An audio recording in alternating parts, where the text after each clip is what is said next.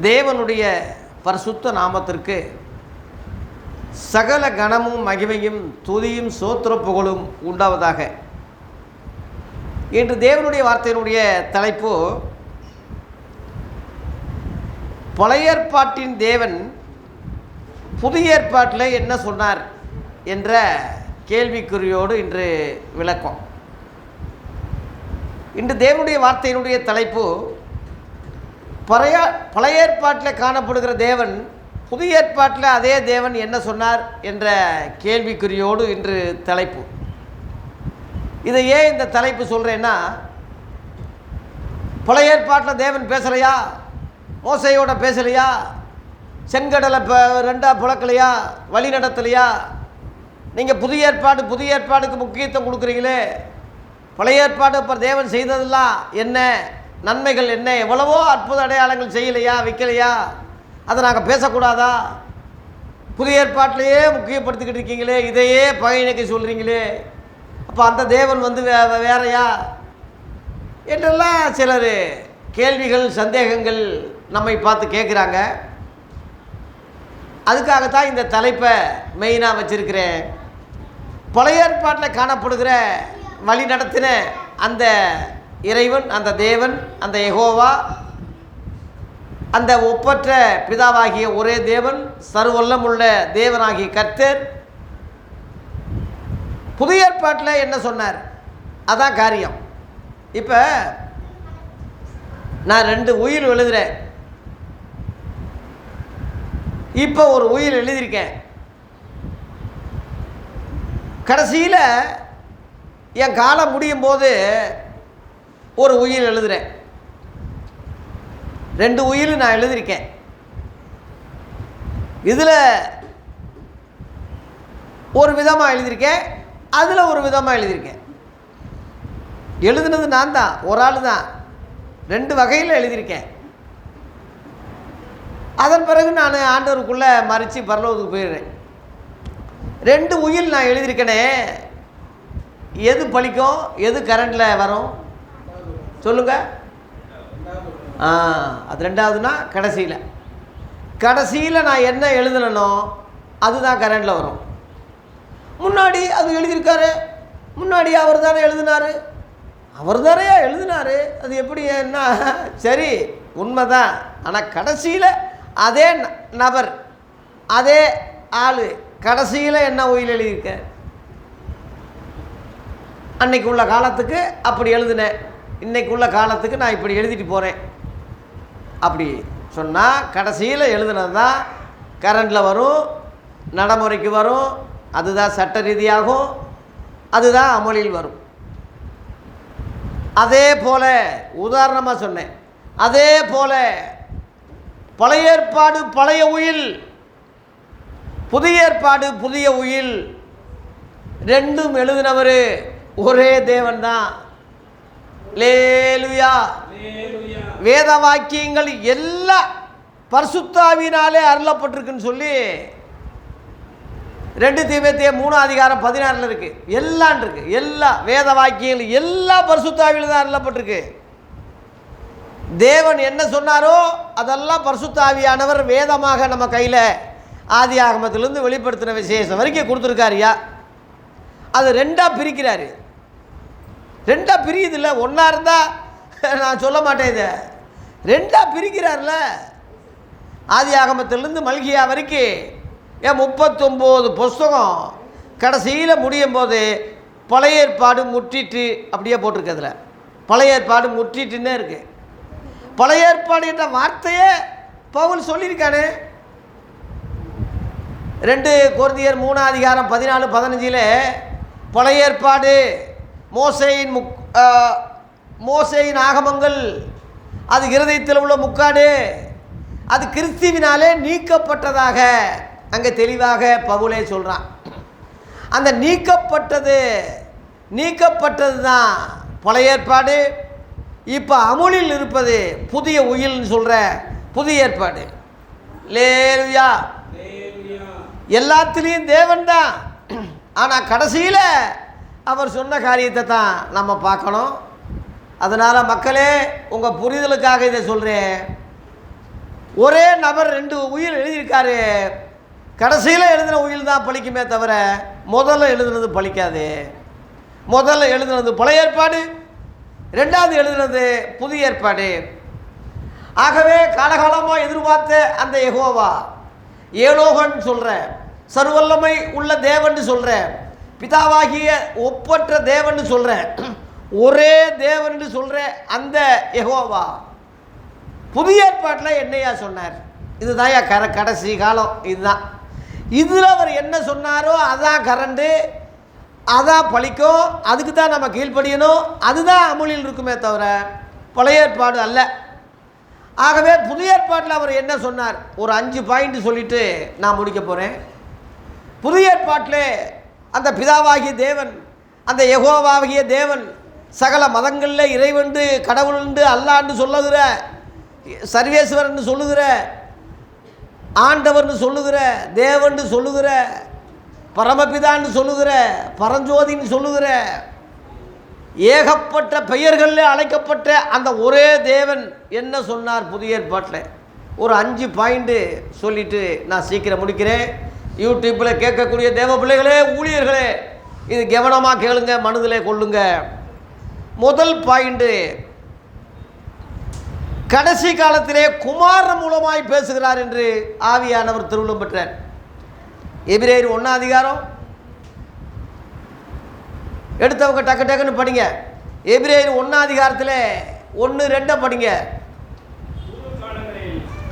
பூர்வ காலங்கள் என்பது பழைய ஏற்பாடு.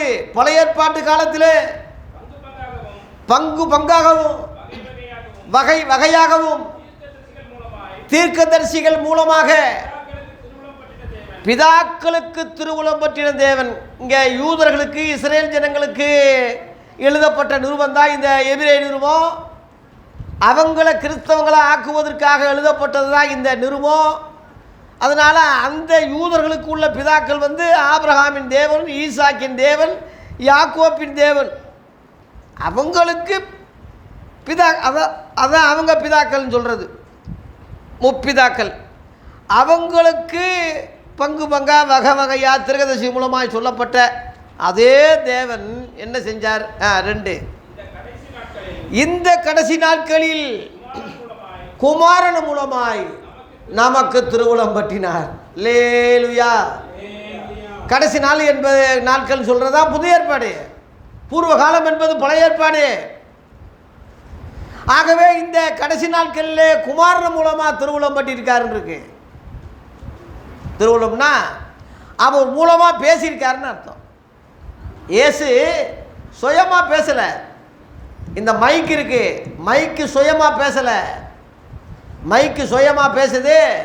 நான் பேசுறது அது எடுத்து கொடுக்குது உங்களுக்கு.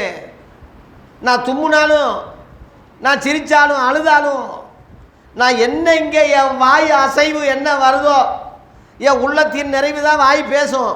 அந்த பேசுறது தான் இந்த மைக்கு ஸ்பீக்கர் உங்களுக்கு எடுத்து கொடுக்குதே தவிர இது தானாக பேசலை.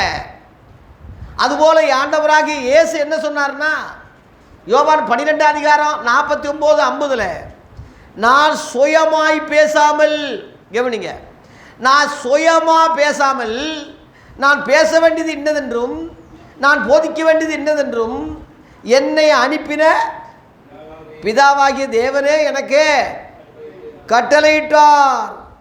லேலுயா. இயேசுவுக்கு சுயம் இருக்கு. நான் மைக்கோட இயேசுவை உதாரணம் சொன்னேன். மைக்கு மாதிரி இயேசு. மைக்குக்கு உயிர் இல்லை, இயேசுக்கு உயிர் இருக்கு. இதுக்கு சுயம் இல்லை, இயேசுவுக்கு சுயம் இருக்கு. ஆனால் அந்த சுயத்தின்படி அவர் பேசலைன்னு சொல்கிறார். எனக்கு சுயம் இருக்கு, என் சித்தத்தின்படி அல்ல, உம்முடைய சித்தத்தின்படியே ஆக கடவுள்னு ஒப்பு கொடுத்தாரு. அப்போ அவருக்கு சித்தம் இருக்கு. என்ன சித்தம்? மரணம் வரப்போகுது, அடிக்க போகிறாங்க, ரொம்ப கொடூரமாக என்னை கொலை செய்ய போகிறாங்க, என்னை எடுத்துக்குங்கப்பா, எடுத்துக்குங்கப்பா. கெச்சமனை தோட்டத்தில், இந்த திருப்புவனத்தில் ஒரு பையன், பாவம், அஜித் குமார்னு ஒரு பையன் எவ்வளோ கொடூரமாக அடித்து கொலை செய்யப்பட்டு, அது நினைக்கும் போது இன்ன வரைக்கும் கண் கலங்குது. சாத்தான் குளத்தில் தகப்புன்னு மகன் ஒரு தப்பும் செய்யலை, பாவம். போலீஸ் அராஜகத்துக்கு அளவே இல்லை. கொடூரமாக அடித்தே மிதிச்சே கொண்டிருக்கா ஐயா. அவங்களுக்கெல்லாம் இயேசு கிறிஸ்து மாதிரி சக்தி இருந்தால் மறைஞ்சிருப்பாங்க, விலகியிருப்பாங்க, தப்பிச்சிருப்பாங்க. இயேசுவுக்கு தப்பிக்க முடியும், மறைய முடியும், விலக முடியும், அவரால் முடியும். ஆனால் அப்படி அவர் விரும்பலை. உம்முடைய சித்தத்துக்கு ஆக கடவுள்னு ஒப்பு கொடுக்குறாரு. பிதாவின் சித்தம் என்ன தெரியுமா? பிதாவின் சித்தம் ஏசாயா 53 அதிகாரம் 10ஆம் வசனத்தில் கர்த்தரோ அவரை நொறுக்க சித்தமானார். அல்லேலூயா. கர்த்தரோ அவரை, எவரை? இயேசுவை கர்த்தராகிய தேவன் நொறுக்க சித்தமானார் இருக்கு. ஏன் அப்படின்னா அவரை நொறுக்குனாத்தான், கரும்பு மாதிரி பிழிஞ்சாத்தான், முழு ரத்தம் சிந்துனாத்தான் முழு உலகத்துக்கே பாவ மன்னிப்பு உண்டாகும். உலகத்தில் 7 கண்டங்கள் இருக்கு. அதில் 5 கண்டங்கள் தான் மக்கள் வாழ்கிறாங்க, மனுஷ பிறவிகள் வாழ்ந்துக்கிட்டு இருக்காங்க. அந்த 5 கண்ட மக்களுக்காக 5 காயத்தை அவர் ஏற்று சிலுவையில் ரத்தம் சிந்தினார். இந்த 2 கையில் 2 காயம், 2 காலில் 2 காயம், 4 காயம், விழாவில் ஈட்டியால் குத்தப்பட்டது 5 காயம், ஐகாயம் 5 காயங்கள். பழைய ஏற்பாட்டில் 5 ஆகமங்கள், அது புதிய ஏற்பாட்டில் 5 காயங்கள். 5 கண்ட மக்களுக்காக கர்த்தரோ அவரை நொறுக்க சித்தமானார், பாடுகளுக்கு உட்படுத்தினார். எபிரேயரில் 10ஆம் அதிகாரத்தில் 5 படிக்கும்போது, தேவனே பலியும் காணிக்கை நீர் விரும்பலை, ஒரு சரீரத்தை நீங்கள் ஆயத்தம் பண்ணுங்க, நான் வர்றேன். இதோ உங்களுடைய சித்தத்தின்படி செய்ய. 7ஆம் வசனத்தில் இதோ தேவனே உங்களுடைய சித்தத்தின்படி செய்ய இதோ நான் வருகிறேன், புஸ்தக துறையில் என்னை குறித்து எழுதியிருக்கிறதே. ஆதியாகமத்திலிருந்து எழுதியிருக்காங்க ஐயா. ஆதியாகமம் 3:15 ஸ்திரீயின் வித்து உன் தலையை நசுக்கும், நீ அவர் குதிங்கால நசுக்குவாயின்னு தேவனே அங்கே வாக்கு கொடுத்துட்டாரு. ஸ்திரீயின் வித்தை சாத்தானை நசுக்க வேண்டியதாக இருக்கு. நசுக்கும் போது அந்த பாதிப்பு இயேசுவுக்கு உண்டு. அந்த பாதிப்பால் உலகமே ரசிக்கப்பட வேண்டியது, சும்மா இல்லை. அல்லேலூயா. நான் ஜெயிலுக்கு போனது சங்கடமாக கஷ்டமாக இருந்தாலும் அதனுடைய விளைவு ஒரு பெரிய லாயரு ரட்சிக்கப்பட வேண்டியது இருக்கு, அநேக கைதிகள் ரட்சிக்கப்பட வேண்டியது இருக்கு, அநேக மக்கள் மனம் திரும்ப வேண்டியது இருக்கு. நான் ஒருத்தருடைய கஷ்டம் அநேகருக்கு பயனாகும் போது ஆண்டவர் என்னை ஒப்பு கொடுக்குறாரு, நானும் ஒப்பு கொடுக்கணும். அதுக்காக என்னை கட்டாயப்படுத்தி ஒப்பு கொடுக்க மாட்டார். என் இஷ்டம் இல்லாததை அவர் கட்டாயப்படுத்தி துணிக்க மாட்டார். நான் ஒப்பு கொடுக்கும்போது அவர் சித்தத்துக்கு என்னை நடத்துகிறாரு. கரும்பு சக்கரம் சுத்தம் போது பார்த்துருப்பீங்க, கரும்பு சாறு. அந்த சக்கரம் சுத்தம் போது கரும்பு உள்ளே போய் விடணும், விட்டு அது மனப்பூர்வமாக விட்டால் தான் அதை அடைக்க அந்த கரும்பு போக போக சாரெல்லாம் நம்ம நல்லா கூலிங்காக குடிக்க முடியும், ஹீட்டு உஷ்ணம் தனியாக. அதுபோல் இயேசு தன்னை ஒப்பு கொடுத்தார் சிலுவையிலே பலியாக, கொடூரமாய் பலியாக. இயேசு கண்ணுக்கு முன்னாடி படம் மாதிரி ஓடுது. எல்லாம் இயேசுவுக்கு தெரியும். மாம்சத்தில் ஒரு வார்த்தை சொல்கிறாரு, பிதாவே என்னை எடுத்துக்கொள்ளும். இந்த மரண சரீரத்தில் இந்த பாடு வேண்டாம். அதான் மாம்சம், முழு மனுஷன்னு அர்த்தம், முழுசாக அவர் மனுஷன்னு அர்த்தம். அதான் மனசுகுமாரன் எடுத்துக்கொள்ளுங்கன்னு சொல்கிறாரு. ஆகிலும் 2வது சொல்கிறாரு, என் சித்தத்தின்படி அல்ல உம்முடைய சித்தத்தின்படியே ஆக கடவுது, பரிபூர்ணமாக ஒப்பு கொடுக்குறார். இயேசு கிறிஸ்துடைய பிரசங்கம் முழுவதும் பார்த்தீங்கன்னா அவர் சுயமாக சொல்லாமல் பிதா சொன்னதையே சொல்கிறேன்னு சொன்னார் தவிர அவராக சொல்லலை. அதனால தான் குமாரன் மூலமாய் திருவுளம் பற்றின தேவன். லேலுயா. நான் ஒன்று சொன்னால் அந்த மைக்கு ஒன்று சொல்லிக்கிட்டு இருந்தால் அந்த மைக்கை தூக்கி எரிஞ்சிருவேன் நான். சரியில்லைன்னு மைக்கு கரகரன்னே இருந்தால் நல்ல மைக்கு, நான் சொல்கிறது எடுத்து கொடுக்குற மைக்கை தான் நான் பயன்படுத்துவேன் தவிர நான் ஒன்று சொன்னால் அது ஒரு கரகரன்னு சொல்லிக்கிட்டு இருந்தால் அது தூக்கி எறிஞ்சிருவேன். அதுபோல் இயேசு கிறிஸ்துக்கு முன்னாடி வர்றவங்கெல்லாம் கரகரன்னு தான் சொன்னாங்க. இயேசு சொல்கிறார், அது யோவான் 10ஆம் அதிகாரத்தில், எனக்கு முன்னே வந்தவங்க எல்லாரும் கல்லரும் கொள்ளைக்காரமாக இருந்தார்கள், ஆடுகள் அவருக்கு செவி கொடுக்கலன்னு சொல்கிறாரு. நானே நல்ல மேய்ப்பேன், நல்ல மேய்ப்பனுக்காக என் ஆடுகளுக்காக என் ஜீவனையே கொடுக்க வந்திருக்கேன்னு சொல்கிறாரு.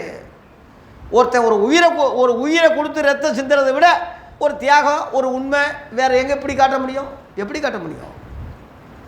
அதனால் இயேசு வரும்போதே தெரியும், நான் அடிக்கப்பட போகிறேன், பிழியப்பட போகிறேன், நான் ரத்தம் சிந்த போகிறேன்.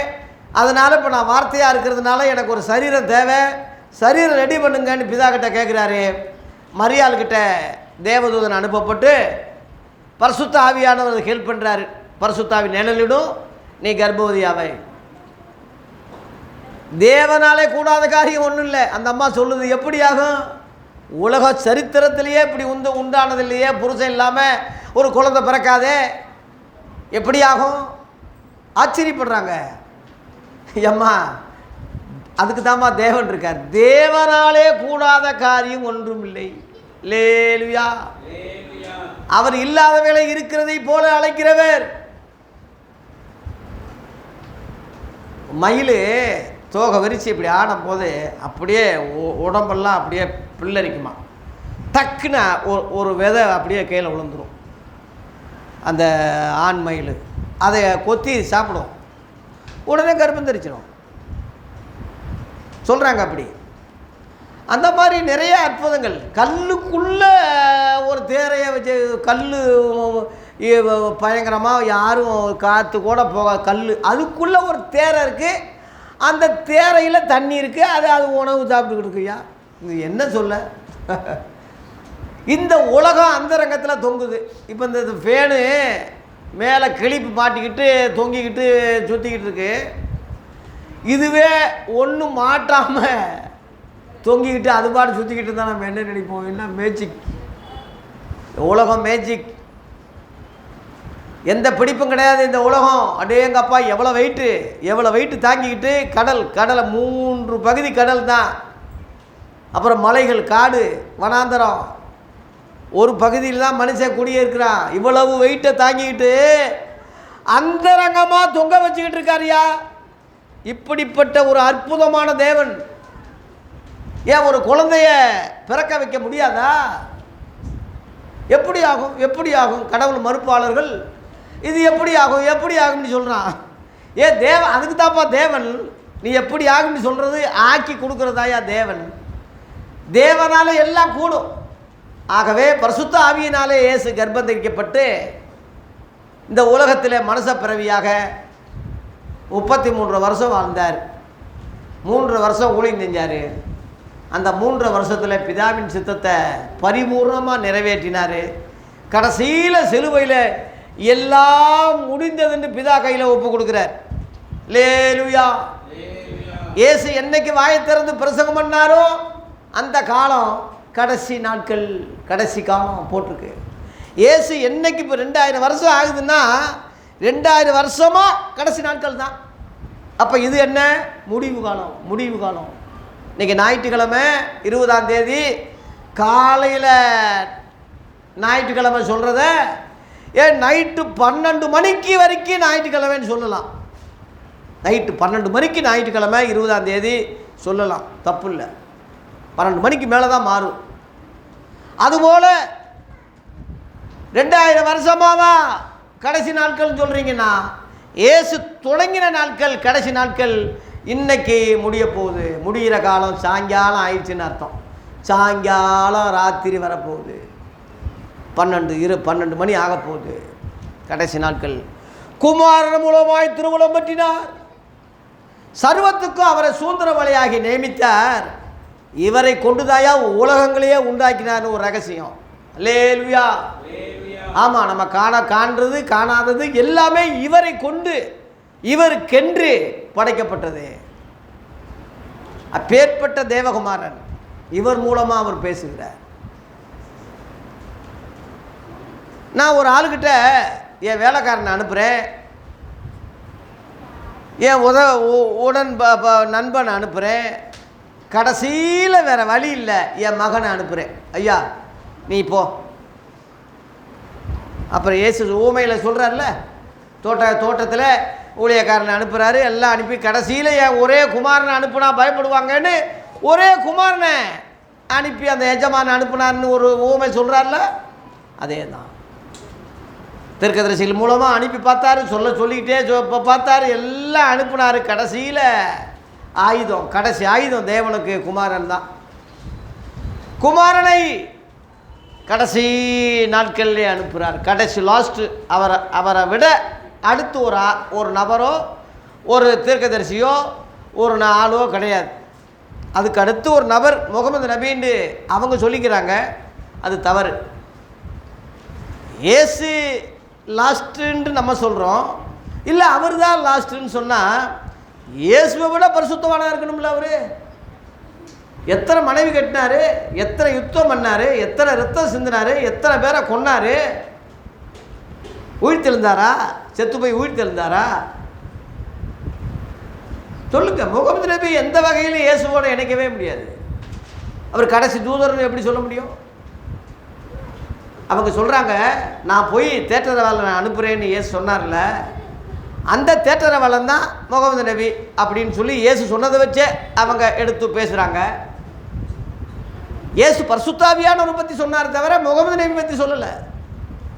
பரிசுத்தாவியானவரை பற்றி சொல்லும் போது அவர் என்னுடையதில் எடுத்து பேசுவார், என்னை மகிமைப்படுத்துவார், என் வார்த்தைகள் எல்லாம் உங்களுக்கு நினைப்பூட்டுவார், அடையாளத்தை சொன்னார்.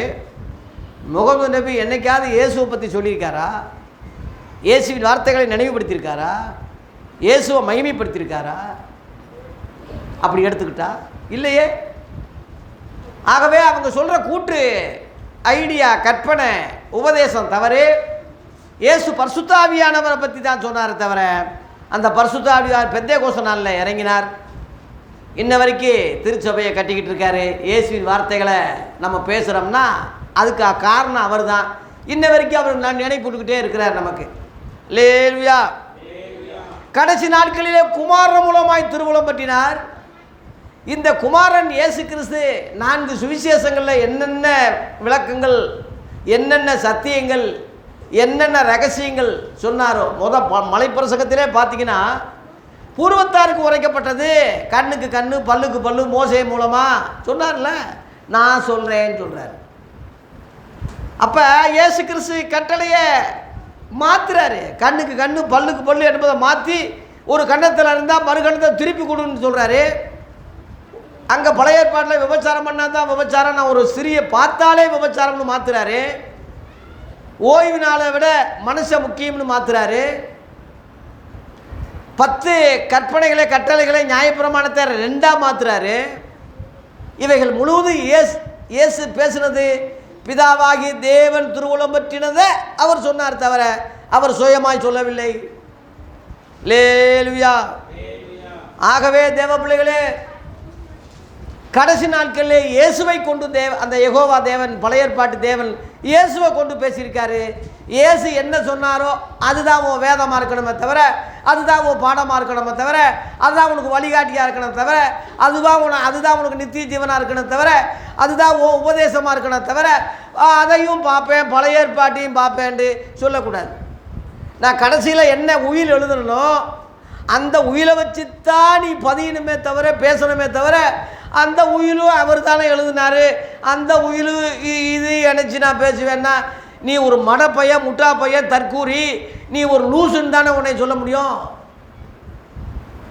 அந்த மாதிரி இன்னைக்கு உள்ளவன் பழைய ஏற்பாடையும் பேசுவேன், அந்த லேவி ஊழியத்தை சொல்லுவேன், அதுவும் கர்த்தர் தானே, மோசே திறப்பின் வாசல், இன்ன வரைக்கும் முட்டா பையன் சொல்லிக்கிட்டு இருந்தான்னா என்னடா சொல்கிறது? அவனை தற்கூரி தவிர, முட்டாத்தனமை தவிர, மனநோய் பாதித்தவன் தவிர அவனை வேறு எப்படி நம்ம வையாமல் இருக்க முடியும்?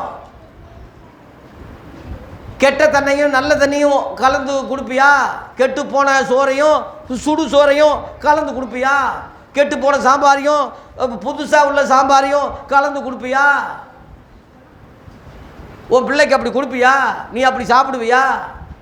ஒரே பழம் ஒரு பக்கம் பூச்சி கீச்சி அழுகி போயிருக்கு, இன்னொரு பக்கம் நல்லா தானே இருக்கா, திம்பம்னா திம்புவியானா நீ?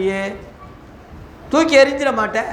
புது பழம் வேணும், புழு இல்லாத, நாத்தம் இல்லாத, கெட்டு போகாத நல்ல ஃப்ரெஷ்ஷாக பழம் வேணும்னு தானே நீ கேட்ப.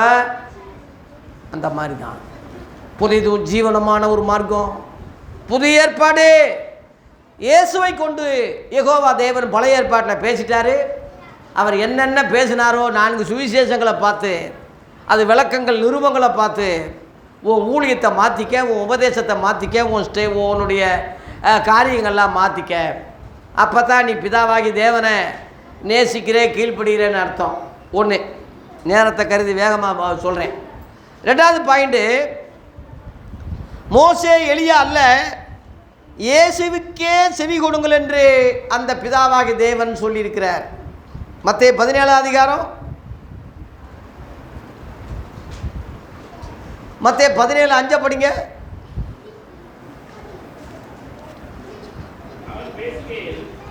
அவன் பேசுகையில் இதோ ஒளி உள்ள ஒரு மேகம் அவர்கள் மேல் நிழலிட்டதே, இவர் என்னுடைய நேசகுமாரன், இவரிலே பிரியமா இருக்கிறேன், இவருக்கு செவி கொடுங்கள் என்று அந்த மேகத்திலிருந்து ஒரு சத்தம் உண்டாயிடுச்சு. லேலுயா. அந்த மேகத்திலிருந்து பேசுனது யாரு? யார் பேசினாரு? நீ பழைய ஏற்பாட்டில் யெகோவான்னு சொல்றியே, பழைய ஏற்பாட்டில் வழி நடத்தின அந்த தேவன் சொல்றியே, அவர் தான் பேசுறாரு. புதிய ஏற்பாட்டில் என்ன பேசுறார்? இவரே என்னுடைய நேசகுமாரன், இவருக்கு செவி கொடுங்கன்னு சொல்லி யாரை சொன்னார்? மோசேயை சொன்னாரா? எலியாவை சொன்னாரா? 2 பேரும் அங்கே காணப்படுறாங்க. யாரை சொன்னார்? இயேசுவுக்கு தான் சொன்னார். லேலுயா. அங்கே மோசே காணப்படுறான், எலியா அங்கே காணப்படுறான், பேசுகொலை போல காணப்படுகிறான் தரிசனத்தில். ஆனால் தேவன் மோசையை தள்ளிட்டு, எலியாவை தள்ளிட்டு, இயேசுவுக்கு செவி கொடுங்க, இவர் தான் என் நேசகுமாரன், இவருக்கு தான் செவி கொடுங்கன்னு பழைய ஏற்பாட்டில் சொல்லப்பட்ட அந்த தேவனே இயேசுவுக்கு செவி கொடுங்கன்னு சொன்னார் தவிர எலியாவுக்கு மோசேக்கு செவி கொடுங்கன்னு சொல்லலை. புரிஞ்சுக்கங்க தேவ பிள்ளைகளே, கேட்குற உண்மை உள்ள ஊழியர்களே, உண்மை உள்ள கிறிஸ்தவர்களே, உலகெங்கு உள்ள பரிசுத்தவான்களே, தயவு செய்து செவி கொடுங்க. இந்த வார்த்தை தேவன் பேசுறது முழு உலகத்துக்கு, முழு உலக கிறிஸ்தவர்களுக்கு பேசினார். இயேசுவுக்கு செவி கொடு. இயேசு என்ன சொன்னார்? காது உள்ளவன் கேட்க கடவான்னு சொன்னாரு, ஞானமுள்ள மனம் இதில் விளங்கும்னு சொன்னார், புத்தி உள்ளவே கணக்கு பார்க்க கடவான்னு சொன்னார், என் ஆடுகள் என் சத்தத்துக்கு செவி கொடுக்கும்னு சொன்னார். 4 சுவிசேஷங்களில் அவர் கட்டளை உபதேசம், அதனுடைய விளக்கம் நிருபங்களில் வெளிப்படுத்துகிற விசேஷம் வரைக்கும் இருக்குது. அதான் புதிய ஏற்பாடு. அதை கடைபிடி, அதை சிந்தி, அதை யோசி, அதை உன் சபையில் பிரசங்கம் பண்ணி உன் ஊழியத்தை மாற்றிக்க. பிதாவாகி தேவனை நீ நம்புறது உண்மையாக இருந்தால் அவர் வார்த்தையை நம்பு. அந்த வார்த்தை இயேசுவுக்கு கீழ்ப்படுகிறது தான், அவருக்கு செவி கொடுப்பது தான். 2. மூன்றாவதாக அப்போஸ்தலர் 17:30 சகல மத ஜனங்களும் மனம் திரும்புங்கள் என்று அதே தேவன் சொல்றார். யூதருக்கு மாத்திரம் தேவன் நினச்சிக்கிட்டு இருக்கோம் நம்ம. பவுல் சொல்கிறான் ரோமர் 3:29 தேவன் யூதருக்கு மாத்திரமா தேவன்? புறஜாதிகளுக்கும் தேவன் அல்லவா? ஆம், புறஜாதிகளுக்கு அவர் தேவன் தான் என்று அடித்து சொல்கிறான். இயேசு மலை பிரசங்கத்திலே நல்லோர் மேலும் தீயோர் மேலும் மலையை பெய்ய பண்ணுகிறார், பூர்ண சர்க்குணர் என்று இயேசுவும் சொன்னார். ஒரே தேவன் எல்லாருக்கும் உண்டு அப்படின்னு சொல்லி நிருபங்களில் அப்போஸ்தலர்கள் எழுதினாங்க. தேவன் ஒருவரே என்று சொன்னாங்க. அது யூதருக்கு மாத்திரமல்ல, இஸ்ரேல் ஜனங்களுக்கு மாத்திரம் அவர் கான்ட்ராக்டாக எடுத்துக்கிற முடியாது. முழு உலகத்துக்கு அவர் தேவனாக இருக்கிறார். அதெல்லாம் அத்தனை பட்டணத்திலே இங்கே தேவன் சொன்னதாக பவுல் என்ன சொல்கிறான்னா, என்ன சொல்கிறான்? அறியாமை உள்ள காலங்களை தேவன் காணாதவரை போல் இருந்தார், இப்பொழுதோ மனம் திரும்ப வேண்டும் என்று எங்கும் உள்ள மனுஷர் எல்லாருக்கும் கட்டளையிடுகிறார். ஆர்டர். அல்லேலூயா. அறியாமை உள்ள காலம் என்பது பழைய ஏற்பாடு. எல்லா ஜனங்களும் மனம் திரும்பும்படி கட்டளையிடுவது புதிய ஏற்பாடு. அறியாமையுள்ள காலங்கள் காணாதவரை போல. பழைய ஏற்பாட்டில் ஏகப்பட்ட துள்ளுமுள்ளுகள், ஏகப்பட்ட பாலியல், ஏகப்பட்ட சண்டைகள், ஏகப்பட்ட இரத்த சிந்துதல், ஏகப்பட்ட சண்டைகள். அதெல்லாம் ஆண்டவர் காணலை, கண்டுக்கிறல. ஏன்னா குமாரன் வரல, ஏசு கடைசி காலம் இன்னும் முடியல, கண்டுக்கிறல. கடைசியில் தேவனுடைய வார்த்தை எல்லாரும் மனம் திரும்புங்க, கட்டளை, ஆர்டர். ஏன்னா எல்லாரும் ஒரே ரத்தத்தில் வந்தவங்க. அந்த 26ஆம் வசனம் அதில் பார்த்தீங்கன்னா, சகல ஜாதிகளும், மனுஷ ஜாதியான சகல ஜாதிகளும் ஒரே ரத்தத்திலே தோன்ற பண்ணி பூமியின் மீதெங்கும் குடியிருக்க செஞ்சிருக்காருயா. அந்த தேவன் தான் அவர். அல்லேலூயா. அதனால இஸ்ரவேலின் தேவன் எங்கள் கடவுள்னு ஒரு வட்டம் போட்டு குலசாமியா உன் குடும்ப கோயிலா நீ ஆக்காத, அப்படி ஆக்காத. உலகத்துக்கே ஒப்பற்ற கடவுள் அவர் தான். எல்லாருக்கும் மழையை கொடுக்குறாரு, தண்ணியை கொடுக்குறாரு, ஆகாரத்தை விளைக்க வைக்கிறாரு, எல்லாருக்கும் தர்றாருயா. ஆதியாகமம் 8:22 பார்த்தீங்கன்னா, இனிமேல் நான் தண்ணியில் அழிக்க மாட்டேன், சகல ஜாதிகளுக்கும் சகல ஜனங்களுக்கும் தண்ணி வரும், மழை வரும், கோடை காலம் வரும், அந்தந்த காலத்தில் அது நடந்துக்கிட்டு இருக்கும்னா அன்றைக்கே சொல்லிட்டார்ல நோவாவுக்கு. அதுதானே இப்போ நடந்துக்கிட்டு இருக்கு. மழை பெய்யுறது, வெயில் அடிக்கிறது, எல்லாம் அவற்று எல்லாம் அதுதான், அவர் தான். நல்லோருக்கும் தீயோருக்கும் எல்லாருக்கும் சமமாக இருக்கார் அவரே. நீ ஒரு சின்ன வட்டம் போட்டு குறுகுண புத்தியில் குண்டா சட்டிக்குள்ளேயே குதிரை ஓட்டுறேன்னு சொல்லி ஒரு தவளை ஒரு கிணத்தை சுற்றி வந்து இதுதான் உலகம்னு சொல்லுமா. அந்த மாதிரி தற்குறி மாதிரி உன்னை வளர்த்து வச்சுருக்கான். ஓ போகரு, ஓ முன்னோர்கள், ஓ ஸ்தாபனம், ஓ தலைவர்கள்லாம் உன்னை அப்படி ஆக்கி வச்சுருக்கான். உன்னைய முட்டாப்பைங்க. மனம் திரும்பி சுதாரிச்சுக்குங்க. சகல ஜாதிகளும் மனம் திரும்புவது புதிய ஏற்பாடு காலம். சகல ஜனங்களும் ஒரே ரத்தம்தான். அதனால தான் சகல ஜாதிகளையும் சீசராக்குங்கன்னு சொல்லி இயேசு கட்டளையிட்டார்.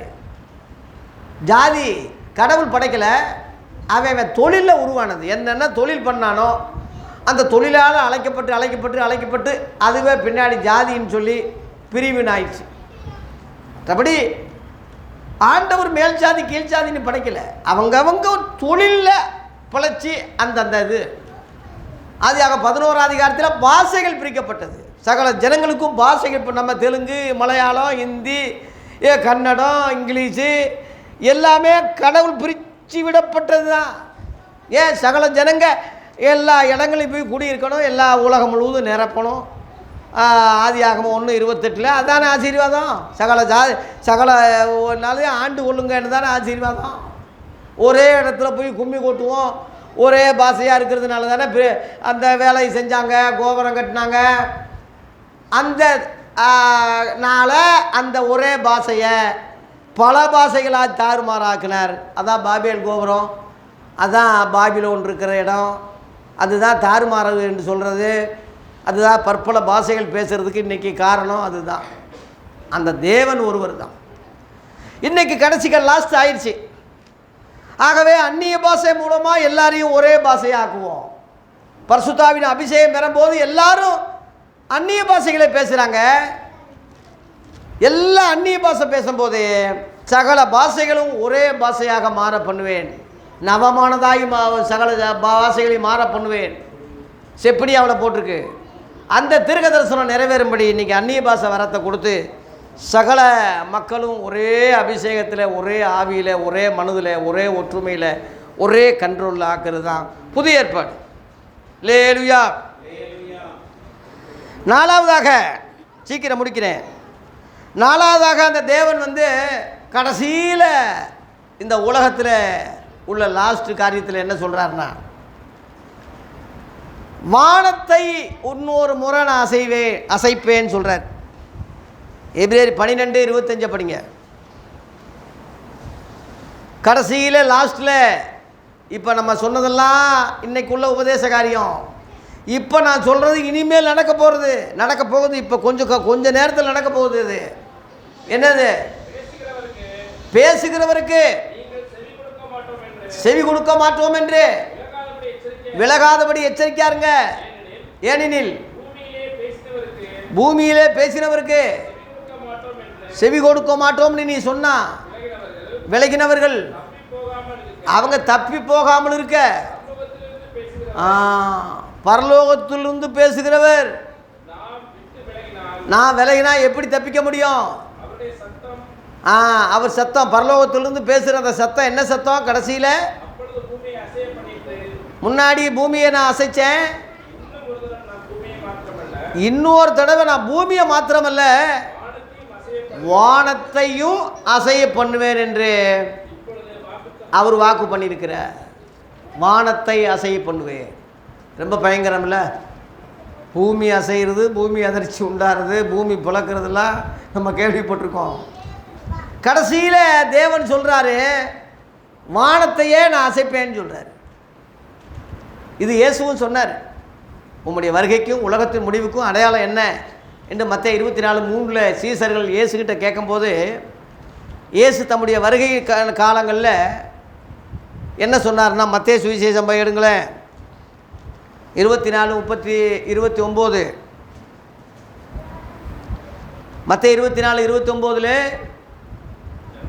உபத்திரவமெல்லாம் முடிஞ்ச உடனே, கஷ்டமெல்லாம் முடிஞ்ச உடனே, எல்லாம் ஆண்டவருடைய வசனங்கள் எல்லாம் முடிஞ்ச பிறகு அந்த நாட்களிலே எல்லா உபத்திரங்கள்லாம் முடிஞ்ச பிறகு சூரியன் அந்தகாரம், அதான் சூரியன் வந்து இருட்டாயிரும். சந்திரன் நைட்டில் வந்து நிலா சந்திரன் சரியாக ஒளியே இருக்காது, அது மங்கிரும். நட்சத்திரங்கள் இப்போ 1 2 விழுந்துட்டு இருக்கு இல்லையா, கம்ப்ளீட்டாக அப்படியே காய் உதுற மாதிரி எல்லாம் உதிர்ந்துடும். பாயிண்ட், வானத்தின் சத்துவங்கள் அசைக்கப்படும். அல்லேலூயா. ஆமாம், அதுக்கு முன்னாடி பூமி அதிர்ச்சிகள் பல இடங்களில் உண்டாகும்னு சொல்லிட்டாரு. இப்போ லாஸ்ட்டில் அவருடைய வருகை காலம் அந்த கரண்டில் உள்ளது. பூமி அசைவும், வானம் அசைக்கப்படும். அல்லேலூயா. வானத்தின் சத்துவங்கள் அசைக்கப்படும்னு லூக்காவில் இருக்கு. யாருமே தப்ப முடியாதப்பா. அப்போஸ்தலர்கள் என்ன சொல்கிறாங்கன்னா, 2 பேதுரு 3 அதிகாரத்தில், அந்த காலத்தில் 3 அதிகாரம் பாருங்களேன், 10, 2 பேதுரு 3:10, கர்த்தருடைய நாள் இரவிலே திருடன் வருகிற விதமாய் வரும். அப்பொழுது இந்த பாருங்க, வானங்கள் மட என்று அகன்று போயிடும். பூதங்கள்னா அது அர்த்தம் என்னென்னா, பூதம்னா என்ன நினைக்கிறீங்க? என்னமோ பல்லு இழிச்சிக்கிட்டு ஈன்னு வர்ற பூதம் அப்படின்னு நினைக்காதீங்க. பூதம்னா ஐபூதங்கள்னு சொல்கிறாங்கல்ல, தண்ணி அது ஒரு பூதம். இப்போ தண்ணியில் இப்போ எத்தனை அழிஞ்சிக்கிட்டு இருக்கு, பாகிஸ்தானு, அமெரிக்கா, இப்போ நம்ம வட இந்தியா, இப்போ தண்ணியில் மிதந்து எல்லாம் தண்ணி சேதம் நிறைய, அது ஒரு பூதம். 2வது அக்கினி ஒரு பூதம். காற்று மண்டலம் அது ஒரு பூதம். அப்புறம் வாயு, இப்படி ஒவ்வொன்று ஒரு பூதங்கள். 5 பூதங்கள் இருக்குது உலகத்தில். ஐபூதங்கள்னு சொல்கிறாங்க. அது பூதங்கள் என்னாகும்? உருகி போயிடும். பூமியும் அதன் கிரிகளும் எரிந்து அழிந்து போயிடும்னே இருக்கு. எரிந்துன்னு இருக்கு. அப்போ அது தண்ணியில் அழிகிறது இல்லை. ஒரு காலத்தில் நோவா காலத்தில் தண்ணியில் அழிஞ்சது. இனிமேல் தண்ணியில் அழிக்க மாட்டேன்னு எனக்கு வாக்கு கொடுத்துட்டாரு. அதனால் தண்ணியில் அழிக்க மாட்டார். இப்போ உள்ள உலகம் வானமும் பூமியும் அக்கினிக்கு இரையாக வைக்கப்பட்டிருக்குன்னு அதுலேயே 7ஆம் வசனம் 8ஆம் வசனத்தில் இருக்குது. இப்பொழுது இருக்கிற வானங்களும் பூமியும் அந்த வார்த்தையினாலே அக்கினிக்கு இரையாக வைக்கப்பட்டு தெய்வ பக்தி இல்லாதவர்கள் நியாயந்திருக்கப்பட்டு அழிந்து போகும் நாள் வரைக்கும் இப்போ காக்கப்பட்டிருக்கு. இப்போ இந்த இது நமக்கு சொந்தமானது அல்ல. இந்த பூமி, வானம், பூமி, சொந்தம் எல்லாம் அழிஞ்சு போகும்போது உன் வீடு எப்படிடா இருக்கும்? உன் காரெல்லாம் பாரு, சோப்பு டப்பா மாதிரி மிதங்கிட்டு இருக்கு காரு. எத்தனை காரு, எத்தனை வண்டி நீ பார்க்கலையா? பாகிஸ்தானில் உள்ள வெள்ளச்சேதம், அமெரிக்காவில் உள்ள வெள்ளச்சேதம் பார்க்கலையா? ஏன் வட இந்தியாவில் உள்ள அழிவை பார்க்கலையா? நெதனியா நாட்டில் போன மாதம் நடந்தது பார்க்கலையா? இதெல்லாம் பார்த்துமா திருந்தாமல் இருக்கிற? இதெல்லாம் பார்த்தா பயம் இல்லாமல் இருக்கு. ஆகவே பூமியில் உள்ளவைகள் அல்ல, மேலானவைகளையே நாடுங்கள், மேலானவைகளையே தேடுங்கள். லேலுயா.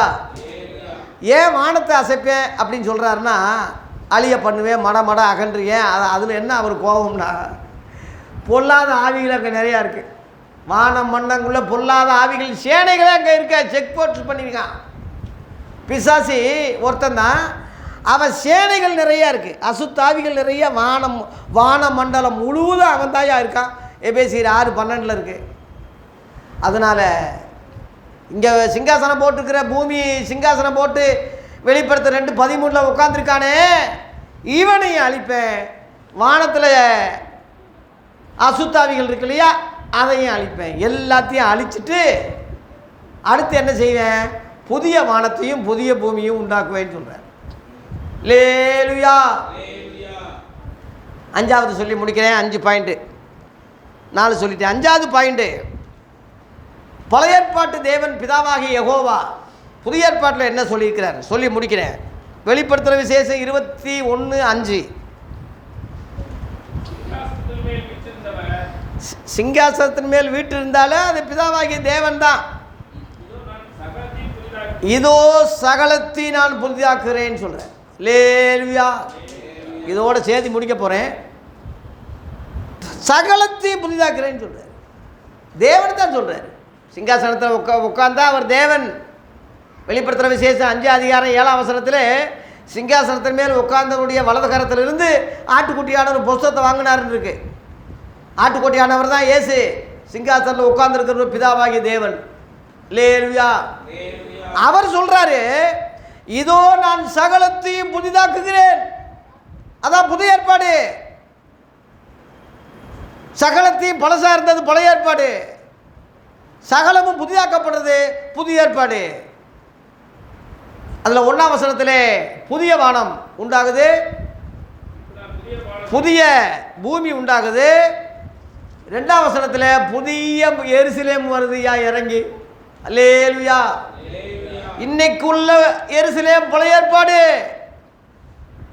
மேலான எருசலேம் நம்ம எல்லாருக்கும் தாயானவள்னு பவுல் சொன்னானே, அந்த எருசலேம் புதிய எருசலேம். அதுதான் மணவாட்டி. அலங்காரம் பரலோகத்திலிருந்து அப்படியே ஜொலிச்சு அப்படியே இறங்குது. அல்லேலுயா. சகலத்தையும் புதிதாக்குறேன்னு சொல்கிறார்.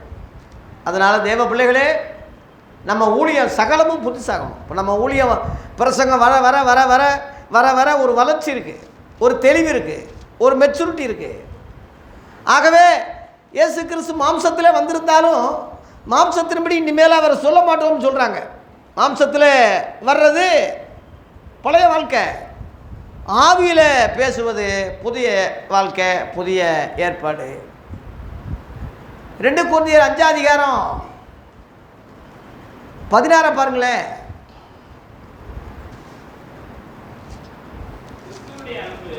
இல்லை 2 கொரிந்தியரில் 5:16 இது முதற்கொண்டு மாம்சத்தின்படி அறிவோம்னா இனிமேல மாம்ச ரீதியில் நாங்கள் இனிமேல சிந்திக்க மாட்டோம். படிங்க. நாங்கள் இயேசுவையும் கிறிஸ்துவையும் மாம்சத்தின்படி என்ன அறிஞ்சிருந்தாங்க? யூதன் என்ன அறிஞ்சிருந்தாங்க? யூதர்கள்னு சொன்னாங்க. மாம்சத்தின்படி அறிஞ்சிருந்தாலும் இனிமேல ஒருபோதும் இனிமேல இயேசுவை மாம்சத்தின்படி அறியோம். இனிமேல மாம்சத்தின்படி யூதன்னு இயேசுவை சொல்ல மாட்டோம். தெரியும், ஆனால் சொல்ல மாட்டோம். ஏன் அப்படின்னா, புது சிருஷ்டியாய் நம்மை மாற்றி விட்டார். 17ஆம் வசனத்தில், ஒருவன் கிறிஸ்துக்குள்ளே இருந்தால் புது சிருஷ்டியாக இருக்கிறான், பழையவைகள்லாம் ஒழிந்து போயின, எல்லாம் புதிதாயின. பழையவைகள் என்பது பழைய ஏற்பாடு, புதியவைகள் என்பது புதிய ஏற்பாடு. ஒளிஞ்சு போனது பழைய ஏற்பாடு, நிலைச்சு நிற்கிற புது சிருஷ்டி, புது பிறவி, புது ஏற்பாடு. புரிஞ்சிக்க. ஆகவே தேவ பிள்ளைகளே, புது சிருஷ்டினா புது படைப்பு. பழைய படைப்பு என்னாச்சு? ஆதாம் ஏவாளை படைச்சாரே, 2 பிள்ளைங்க கொலை வந்துச்சு. அண்ணங்காரன் தம்பியை கொலை செஞ்சாயா போறாம. நீ பழைய ஆளாக இருந்தால் போறாம உனக்கு வரும், கொலை புத்தி உனக்கு வரும், அபகரிக்கிறதுக்கு வரும். யோசேப்பை தூக்கி குழியில் போட்டாங்களே, போறாம தானே. எத்தனை நடந்துச்சு, எத்தனை விபச்சாரம், எத்தனை வேசித்தனம் பழைய ஏற்பாட்டில். முந்திரவைகள் பழைய ஜென்மங்கள் அது.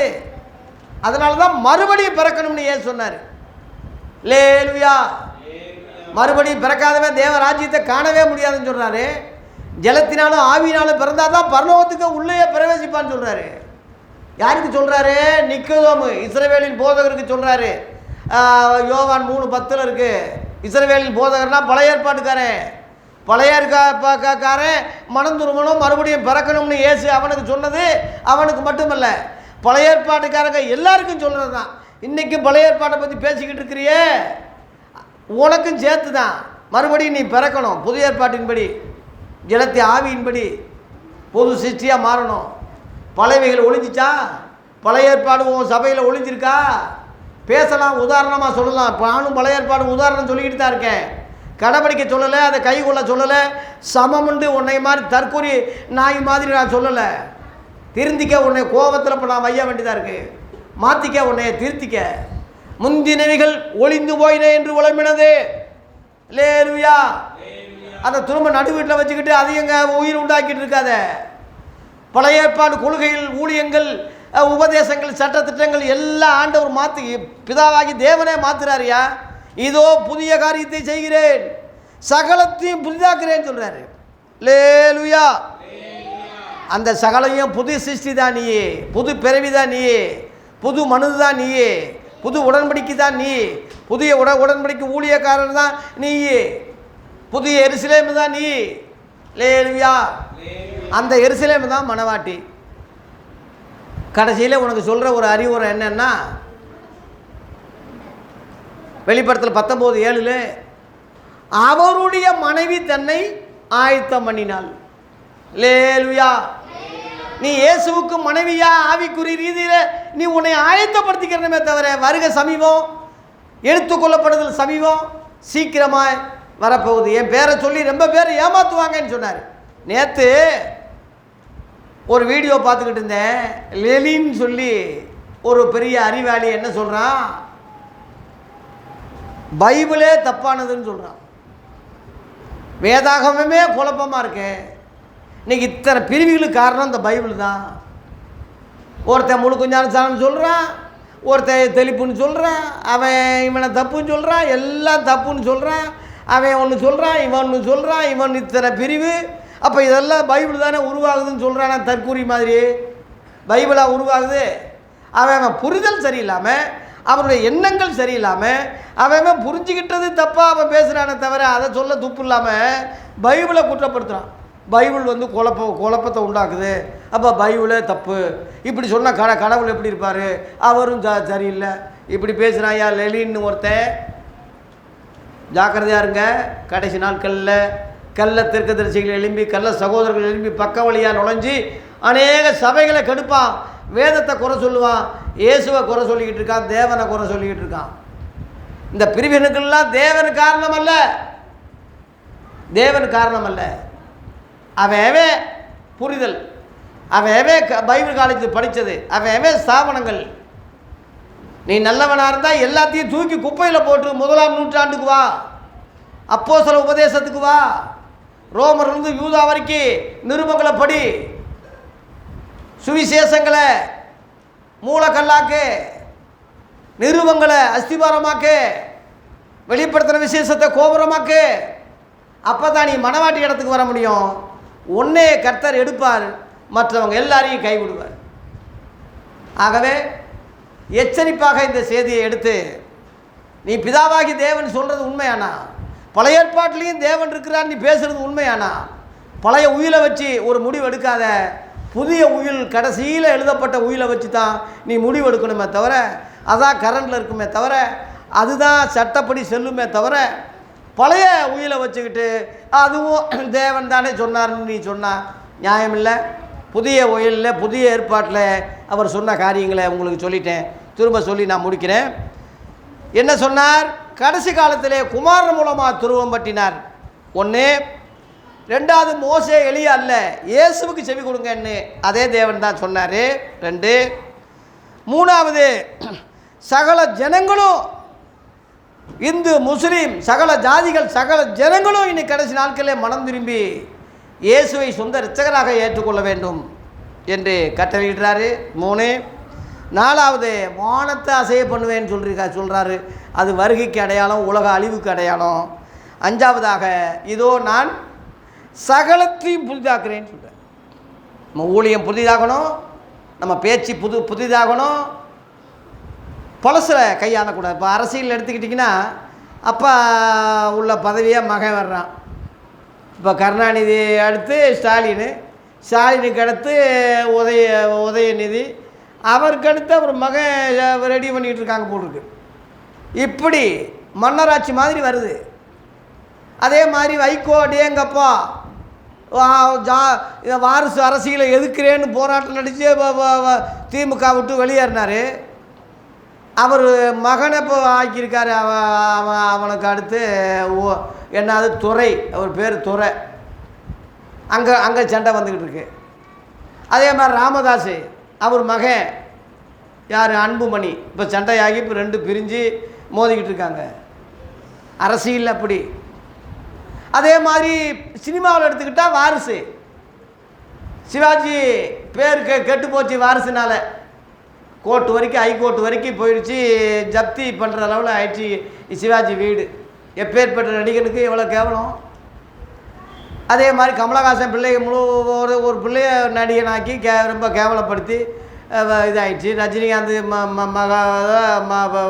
ஒருத்தனுக்கு தனுஷுக்கு நடிகனுக்கு கட்டி கொடுத்து விவாகரத்தாகி பிள்ளைகளால் மன உளைச்சல் வேதனை, கடைசியில் நிம்மதி இல்லாமையே போகிறாங்க. வாரிசால் தவிரி சூர்யா மாதிரி, கார்த்தி மாதிரி, சிவகுமார் பிள்ளைகள் மாதிரி எப்படி அமையும்? அருந்தில் இருக்காங்க, நல்லவங்க இருக்காங்க. அது மாதிரி ஊழியத்தில் எடுத்துக்கிட்டா அப்போ தொழிலை, அப்போ வேலையை மகன் செய்ய நிலைமை ஆகுது. அதெல்லாம் மாற்றணும், புது சிருஷ்டியாக மாறணும். இயேசுவுக்கு 4 சகோதரர்கள் இருந்தாங்க. இயேசுவை அவங்க மதிக்கலை. யோவான் 7:5 அவரை நம்பலைன்னே சொல்கிறாங்க. கடைசியில் இயேசு உயிர்த்தெழுந்த பிறகு விசுவாசிகளாகி பாஸ்டராகி அப்போஸ்தலராகவே ஆகிட்டாங்க, யாக்கோப்பு யூதா. ஆனாலும் பொறுப்பில் இயேசு வைக்கலை, பேதுருவை தான் வச்சார். அதனால் தேவ பிள்ளைகளே, நான் ஏன் சொல்கிறேன்னா, சொந்த அம்மா வருது, நீ யாருன்னு கேட்குறாரு. உங்கள் அம்மா இருக்க சகோதரர்கள் யாருன்னு சொல்லும் போது, நீ யார்? பிதாவின் சித்தம் செய்கிறவன் தான் என் தாயி சகோதரின்னு சொல்கிறாரு. கடைசியில் உயிர் போகும்போது கூட யோவான்கிட்ட தான் அம்மாவை கொடுத்தாரு தவிர, அவங்க 4 சகோதரருக்காக பார்த்துக்குருவாங்கன்னு சொல்லலை. மாம்ச உறவு கட்டாக்குனார். அதனால தான் சொல்கிறாங்க பவுல், இனிமேல் மாம்சத்தின்படி இயேசுவையும் அறிவோய். அந்த அளவில் ஆவிக்குரியவர் ஆகிட்டார். அதனால் நாமளும் ஆவிக்குரியர்களாக மாறணும். சகலத்தையும் புதிதாக்குறேன், அல்லேலூயா. நம்முடைய ஊழியம் மாறணும், நம்முடைய உபதேசங்கள், நம்முடைய பழக்க வழக்கங்கள் எல்லாம் புதுசாகணும், புது சிருஷ்டியாகணும். அல்லேலூயா. ஆகவே இப்போ என் மகன் இருக்கான்னா மாம்ச ரீதியில் அப்பான்னு சொல்லிக்கிட்டு உரிமை கொண்டாடக்கூடாது. அவன் ஆவிக்குரிய ரீதியில் அவன் பிள்ளையாகி உங்களை உங்களில் ஒரு ஆளாக பிள்ளையாகி இருந்தால் அவன் ஆவிக்குரிய வகையில் அவன் ஊழியம் செய்யலாம், பிரசங்கம் பண்ணலாம்.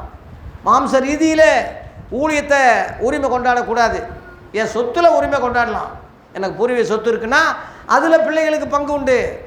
ஊழியம் ஆவிக்குரியது, மாம்சத்துக்கும் ஆவிக்கும் பொருந்தாது. இவன் ஆவிக்குரியதாக மாறணும். இல்லை மாம்சத்துக்குரிய வகையில் இதை உரிமை கொண்டாடக்கூடாது. அப்படின்னா அது சண்டையில் தான் முடியும், போராட்டத்தில் தான் முடியும், கோர்ட்டு கேஸு வெற்றில் தான் முடியும். பிள்ளைகள் எழும்பி பெற்றோரை கொலை செய்வாங்கன்னு சொல்கிறார் இயேசு. ஒரு மனுஷனுக்கு சத்துருக்கள் அவன் வீட்டாரேன்னு சொல்கிறாரு இயேசு. சொந்த யூதர்களால் தான் சிலுவையில் அறையப்பட்டார். சொந்த சீசை மாம்ச ரீதியில் இருக்கிறதுனால தான் காட்டி கொடுக்கப்பட்டு கைது செய்யப்பட்டார். ஆகவே மாம்ச சிந்தை மரணம். மாம்சத்துக்கு உட்பட்டவர்கள் தேவனுக்கு பிரியமாக இருக்க மாட்டார்கள்.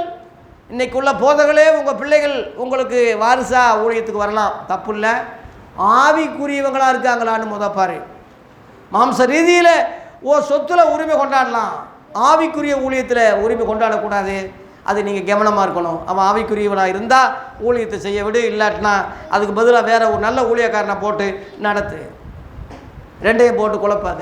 சகலத்தையும் புதிதாக்குறேன். என் வாழ்க்கையில் ஆண்டவர் என்னை அப்படித்தான் நடத்துகிறார். மாம்ச ரீதியில் நான் நினச்சதெல்லாம் ஒன்றும் நடக்கலை. மனைவியை உயிராக நேசித்தேன், முடியல. பிள்ளைகளை எவ்வளவோ நேசித்தேன். ஒருத்தன் ஊழியக்காரன் ஆக்கி அவன் ஓடிட்டான். ஊழியக்காரன் நான் நினச்சதெல்லாம் ஒன்றும் பலிக்கலை. சின்ன பிள்ளைகள் முதல்ல கொண்டு போய் ஒரு பொம்பளை பிள்ளை இருக்குது, அது கூட என்னைய மதிக்கலை, என் பேச்சை கேட்கலை. மாம்ச உறவு முழுவதும் அயோக்கியத்தனமாக தான் இருக்குது. நான் நினச்சதெல்லாம் தப்பாக தான் போகுது. அடுத்து மாற்றி யோசிக்கிறேன். புதிய சிருஷ்டிப்பு, புதிய ஊழியம், புதிய. அதுக்கு தான் இயேசு சொன்னார், மகனையாவது மகளையாவது மனைவியாவது பிள்ளையாவது என்னிலும் அதிகமாக நேசிக்கிறவன் எனக்கு பாத்திரம் அல்ல. இன்றைக்கி தான் எனக்கு தெரியுது இந்த வார்த்தை ரகசியம். இன்றைக்கி தான் தெரியுது. நான் அப்படி நேசிக்க போய் தான் உயிரோடு இருக்கேன். இல்லாட்டினா எனக்கு வந்த கஷ்டங்களில் பைத்தியமாயிருக்கும், தற்கொலை பண்ணியிருப்பேன், செத்து இருப்பேன், ஊரை விட்டு ஓடிருப்பேன். இப்படி பல காரியங்கள் நடந்திருக்கும். ஆகவே தேவ பிள்ளைகளே, சகலத்தையும் புதிதாக்குறேன்னு சொன்னவர் எல்லாத்தையும் புதிதாக்குவார், நம்மை ஆசீர்வதிப்பார். நான் செய்தியை நிறைவு செய்கிறேன். நீங்களும் புதிதாக்கி கொள்ளுங்க, ஆவிக்குரியவங்களாக மாறுங்க. சரீரத்தில் இருப்பது தப்பு இல்லை, ஆனால் சரீரம் நமக்கு பரலோகத்தை கொண்டு போகாது. மாம்சம் ரத்தமும் பரலோகத்தை சுதந்திரிக்க முடியாது. ஆவிக்குரியவங்களாக மாறுங்க, சகலத்தையும் புதிதாக்குங்க. கொஞ்சம் கொஞ்சமாக ஆக்குங்க. உடனே ஜாம் ஜீம்னு நீ ஆக்க முடியாது. கொஞ்சம் கொஞ்சமாக ஆக்கி பரலோகத்துக்கு அடைவோம், தேவ சித்தத்தை நிறைவேற்றுவோம். ஆகவே பழைய ஏற்பாடை பேசலாம், உதாரணமாக இப்போ நான் சொன்ன மாதிரி சொல்லாமே தவிர கடைபிடிக்கிறதோ வைக்கிறதோ முதல்ல எழுதின உயில் அது விட்டுருங்க. கடைசியில் ரெண்டாவது எழுதுனது புதிய ஏற்பாடு, அதில் கரண்டில் கொள்ளுங்க, அதில் கடைபிடிங்க, அதை மனப்பாடம் பண்ணுங்க, அதை சபையில் போதிங்க. கர்த்தர் நம்மை ஆசீர்வதிப்பாராக. நன்றி, வணக்கம்.